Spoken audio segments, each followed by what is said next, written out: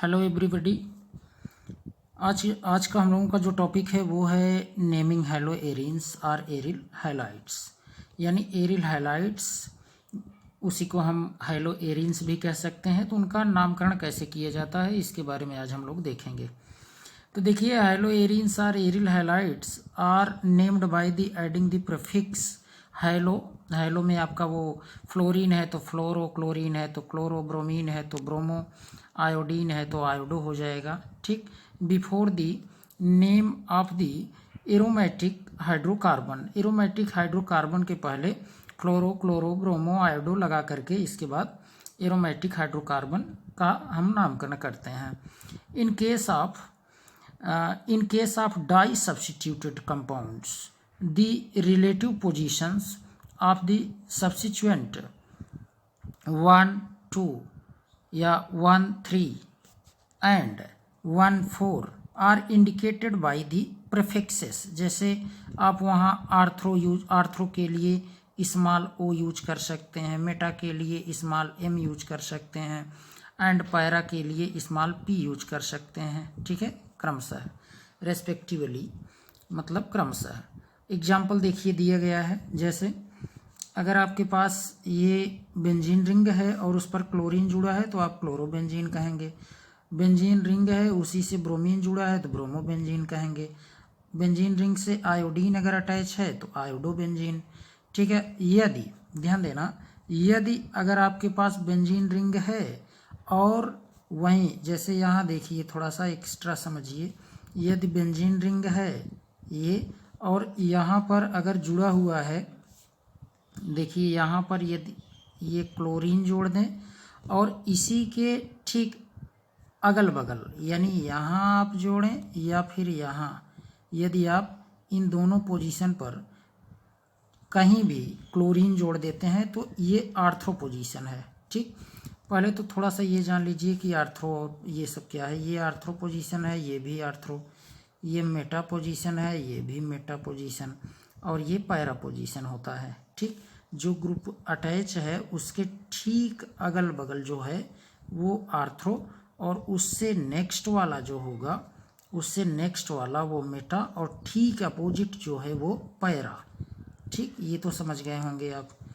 ठीक, अब देखिए ध्यान दीजिए ज़रा सा कि यदि यहाँ पर देखें, अगर यहाँ पर यदि क्लोरीन अटैच है तब तो हम इसे कह सकते हैं कि आर्थ्रो पर देखिए क्लोरीन है तो आर्थ्रो डाइक्लोरोबेंजीन। आर्थ्रो पर है इसलिए आर्थ्रो डाइक्लोरोबेंजीन। अगर यहाँ ध्यान देना, अगर न रहे और यहाँ पर अगर क्लोरीन होता तब हम कहते मेटा डाइक्लोरोबेंजीन, और अगर यहाँ भी न रहे, सीधे अपोजिट यहाँ पर रहे तब क्लोरीन, तब हम इसको कहेंगे पैरा डाइक्लोरो, क्योंकि ये क्लोरीन ये भी है ना, तो पैरा डाइक्लोरो बेंजीन कह देंगे। अब देखिए, यदि यहाँ पर क्लोरीन है तो इसको आप और भी देखिए इस तरीके से भी। ये जो आर्थ्रो, मेटा, पैरा कहते हैं ये सब क्या है, सब कॉमन नेम है। IUPAC नेम आप इस तरीके से लिखते हैं, कहीं से भी यहाँ तो नंबरिंग कर लीजिए आप, चाहे जहाँ से नंबरिंग कर लीजिए, चाहे तो आप यहीं से कर लीजिए 1 2, या आप चाहते तो इधर से भी कर सकते थे। ठीक है, आप चाहते तो यहाँ से भी कर सकते थे। आप इसी को 1 मान लें, ठीक, और इसे 2 माने, इसके बाद 3 4 5, ठीक, 6, तो इस तरीके से भी कर सकते हैं। तो आप कुछ भी कह सकते हैं, चाहे इधर से ले लीजिए या फिर आप इधर से ले लीजिए, इसमें कोई वो प्रॉब्लम नहीं होगी। ठीक, तो ये बातें आप जानते रहिए। अब देखिए, जैसे आप यहाँ पर अगर इस तरीके से नंबरिंग कर लिए हैं तो आप 1 2 या इधर से अगर किए होते जैसे 1 2, तब इधर की तरफ आप करते हुए जाते तब भी सही था। ठीक, तो देखिए आप कहेंगे क्या, यहाँ पर ज़रा चेक करिए, देखिए यही है 1 2 डाइक्लोरो, देखें 1 2 डाइक्लोरो बेंजीन। ठीक है, बेंजीन रिंग है ये इसलिए बेंजीन कह रहे हैं। ठीक, 1 2 डाइक्लोरो बेंजीन। देखिए नेक्स्ट, यहाँ आप ज़रा देखें क्लोरीन है और यहाँ पर मेथिल ग्रुप है। है ना। मेथिल ग्रुप अगर रहता है तब उसको आप क्या कह देते हैं, टॉलुइन कह देते हैं। यदि यहाँ ये Cl न रहे और इतना ही केवल रहे तब इसको हम क्या कहेंगे, तब इसको हम लोग कह देंगे टॉलुइन है। क्या है, टॉलुइन है। अब देखिए ध्यान दीजिए, यदि यहाँ क्लोरीन आ गया तो हम कह सकते हैं कि आर्थ्रोक्लोरोटॉलुइन कह सकते हैं। ठीक है, एक तो ये हो गया कॉमन नेम है। और अगर आप इसको इस तरीके से बोलना चाहें, जैसे इसका वो नंबरिंग करना चाहें, तो देखिए मेथिल जो है, मेथिल, हाँ एक और आप इसका कॉमन नेम लिख सकते हैं। एक लिख सकते हैं ये 2 क्लोरो, एक तो आर्थ्रोक्लोरो टॉलुइन कह सकते हैं और 2 क्लोरो टॉलुइन कह सकते हैं। लेकिन ये 2 क्लोरो टॉलुइन जो आप कह रहे हैं ये आपका IUPAC में काउंट कर लिया जाएगा, क्योंकि आपने नंबरिंग दे दिया है ना, नंबरिंग आप दे दिए, इसलिए यह IUPAC में काउंट किया जाएगा। अब देखिए ऐसे भी आप कर सकते हैं। यहाँ देखिए यहीं से क्लोरीन C से शुरू है, क्लोरो है ना, CHLORO क्लोरो, और मेथिल ग्रुप M से शुरू है। तो कौन पहले आएगा अल्फ़ाबेटिकली, C, तो नंबरिंग भी यहीं से हो जाएगी 1 2। ठीक, तो आप कहेंगे 1 क्लोरो 2 मेथिल बेंजीन, इतने को बेंजीन बोल देंगे। तो 1 क्लोरो 2 मेथिल बेंजीन भी आप कह सकते हैं, ये IUPAC नेम है इसका। ठीक, नेक्स्ट देखिए ज़रा, अगला यहाँ पर आपको एग्जाम्पल देखने को मिल रहा होगा। देखिए इसको आप क्या कह सकते हैं, इसको तो आप कह सकते हैं ये क्लोरो C से शुरू, ब्रोमो B से शुरू, तो अल्फ़ाबेटिकली ये ब्रोमो पहले आएगा है ना, तो यहीं से नंबरिंग हो जाएगी 1 2 3। ठीक, तो आप कहेंगे 1 ब्रोमो और 3 क्लोरो बेंजीन। ठीक, ये आप कह लेंगे। आगे देखते हैं, नेक्स्ट एग्जाम्पल देखिए। नेक्स्ट एग्जाम्पल है, यहाँ क्लोरो है, यहाँ मेथिल है, मेटा पोजीशन पर है ये, तो ऐसे भी आप कह सकते हैं। यहाँ से नंबरिंग इस बार होगी क्योंकि क्लोरो C से शुरू, मेथिल M से, तो 1 क्लोरो 3 मेथिल बेंजीन। ठीक, नेक्स्ट देखिए, अगला है आपका, ये देखिए पैरा पोजीशन पर है, तो इसको आप कह सकते हैं क्या, पैरा क्लोरोटॉलुइन कह सकते हैं या 4 क्लोरोटॉलुइन कह सकते हैं। ठीक, ये दोनों पैरा क्लोरोटॉलुइन या फिर आप कहिए 4 क्लोरोटॉलुइन अगर कह देंगे तो वो तो तब IUPAC में काउंट कर लिया जाएगा। ध्यान देना, क्योंकि नंबरिंग आपने कर दिया।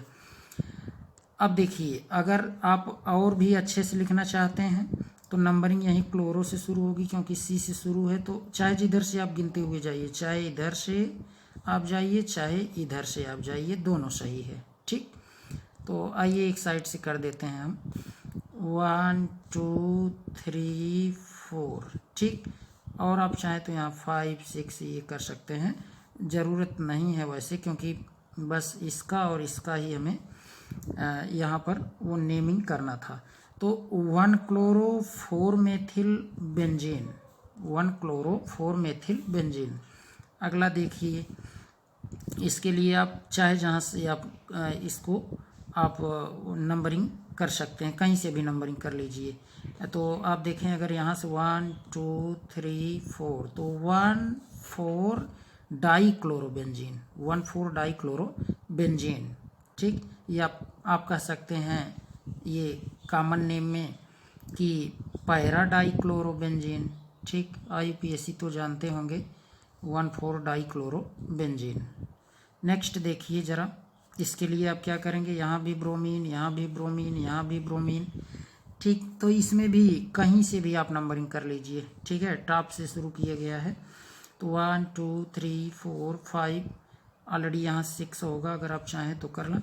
अब देखिए 1 3 और 5, तो 1 3 5 कितने हैं, 3, तो ट्राई ब्रोमो बेंजीन। ठीक, ये इस तरीके से आप कह सकते हैं। ठीक, इसी को आप कह सकते हैं सिमेट्रिकल ट्राइब्रोमोबेंजीन। सिमेट्रिकल देखें, एक सिमेट्री में है, एक सममित में है, इसलिए आप सिमेट्रिकल भी कह सकते हैं।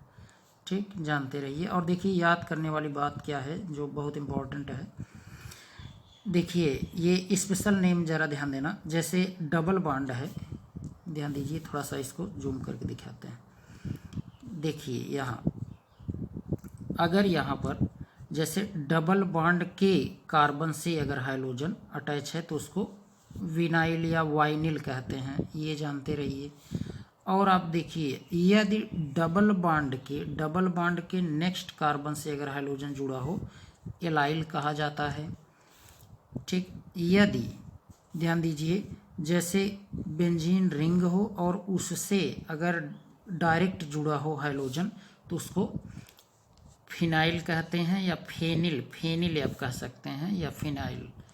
ठीक, और ये भी जानते रहिए यदि जैसे बेंजीन रिंग रहे, बेंजीन रिंग के नेक्स्ट कार्बन से, यहाँ कार्बन है, नेक्स्ट कार्बन से अगर हाइड्रोजन जुड़ा हो तो उसको बेंजाइल कहते हैं, बेंजाइल, ध्यान देना। देखिए अगर जैसे बेंजीन रिंग के नेक्स्ट कार्बन से 2 हाइड्रोजन अगर जुड़े रहें तो उसको बेंजल कहते हैं, बेंजल। ठीक, ये इंपॉर्टेंट है, जानिए। अगर बेंजीन रिंग के नेक्स्ट कार्बन से, यहाँ कार्बन है, ध्यान देना, नेक्स्ट कार्बन से 3 हाइड्रोजन जुड़े रहें तो उसको बेंजो कहते हैं, बेंजो। ठीक, बहुत इंपॉर्टेंट है, जानते रहिए। ठीक है, तो अगर आप इसका नामकरण करेंगे तो यहाँ क्या कहेंगे आप, देखें, ये इसी को आप कह देंगे बेंजो। ठीक है, बेंजो ट्राई हैलाइड, और ये बेंजल डाई हैलाइड, ये बेंजाइल हैलाइड, केवल बेंजाइल हैलाइड।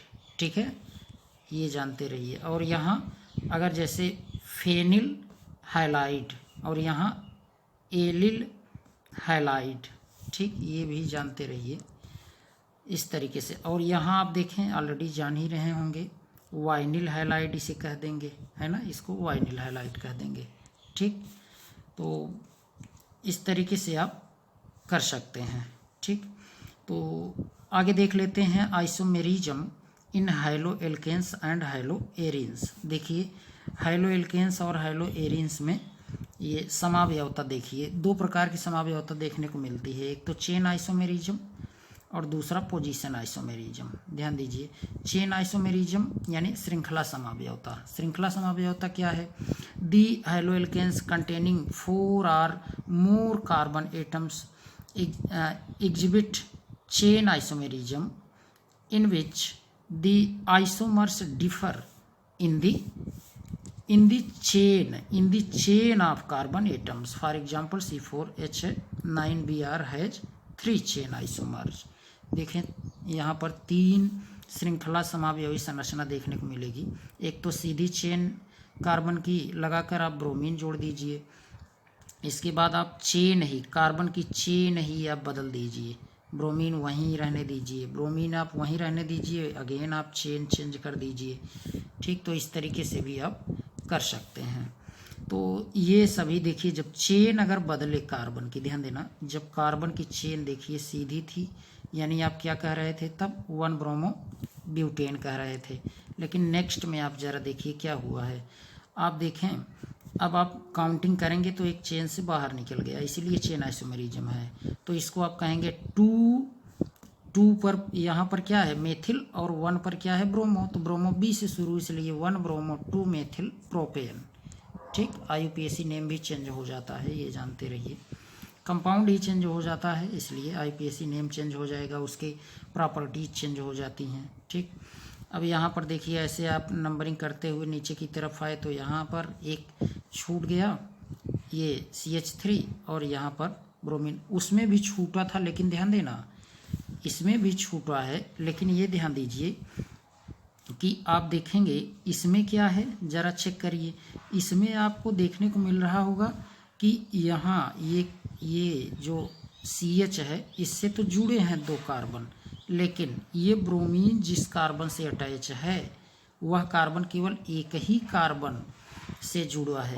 ये वाला कार्बन देखिए डायरेक्ट इसी एक ही कार्बन से जुड़ा है, लेकिन अगले में आप देख रहे होंगे ये ब्रोमीन जो है जिस कार्बन से जुड़ा है उससे 3 कार्बन जुड़े हैं। ठीक, चेन एकदम चेंज हो गई है। तो आप कह सकते हैं क्या 2 पर ब्रोमो 2 पर मेथिल, तो 2 ब्रोमो 2 मेथिल प्रोपेन। ठीक, तो ये तो क्लियर हो गया होगा लगभग। ठीक, आगे बढ़ते हैं। पोजीशन आइसोमेरिज्म देखिए, पोजीशन में बस वही आप स्थान बदलते रहते हैं, स्थान है ना हैलोजन की। दी haloalkanes containing 3 or more carbon atoms exhibit position isomerism in which the isomers differ in the position of halogen atoms। वही हैलोजन एटम का पोजीशन जो है वो डिफर होता है अलग अलग कंपाउंड में। For example C3H7I has 2 position isomers. देखिए 2 यहाँ पर दिए गए हैं इसके पोजीशन आइसोमर्स। देखिए एक तो यहाँ देखने को मिल रहा होगा लास्ट में है, लेकिन इसमें देखिए मिडिल में आ गया है ना, तो इसको आप कहेंगे 1 आयोडोप्रोपेन, लेकिन इसको आप क्या कहेंगे 2 आयोडोप्रोपेन। देखिए वही आयोडीन का पोजीशन 1 से 2 पर चला आया, इसलिए पोजीशन चेन इसमें नहीं चेंज होगी, ध्यान देना। कार्बन की चेन जैसी थी वैसी ही रहेगी, इसमें कोई परिवर्तन नहीं होगा, केवल आयोडीन का पोजीशन वही फर्स्ट से सेकंड पर आ जाएगा। ठीक, इस तरीके से। तो ऐसे और भी एग्जांपल आप एरोमेटिक का ले सकते हैं इसमें। जैसे देखिए ये यहाँ पर आप पोजीशन चेंज कर दीजिए, यहाँ तो 1 2 पर है क्लोरीन लगा हुआ, लेकिन इसमें 1 3 पर लगा दीजिए, इसमें 1 4 पर लगा दीजिए। इस तरीके से आप चेंज कर दें पोजीशन हैलोजन का, हैलोजन एटम्स का, तो इस तरीके से ये कंपाउंड भी चेंज होते रहेंगे। ठीक, तो और भी एग्जांपल दिए गए हैं, इनको आप कर सकते हैं। अब हम लोग नेक्स्ट वीडियो में देखेंगे जो आपका अगला टॉपिक है, ये methods of preparation of haloalkanes and alkyl halides. आज के लिए इतना ही, थैंक्स।